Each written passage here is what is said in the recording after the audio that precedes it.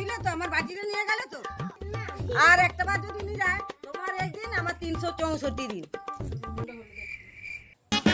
ওমা মা বাড়িতে কে আছো? একটু ভিক্ষা দাও না, দুদিন ধরে কিছু খাইনি, একটু ভিক্ষা দাও আমাকে।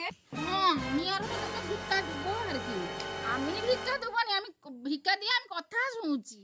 একটু দাঁড়াও দাঁড়াও। কি হ্যালো গাইস, এই দেখো আমি একজন অমান্য ভিক্ষের বাড়িতে এসেছিলাম ভিক্ষা চাইতে, ভিক্ষা তো দিল না, তার থেকে আমাকে কত কথা শুনিয়ে দিল। দেখে নাও একটু একটু।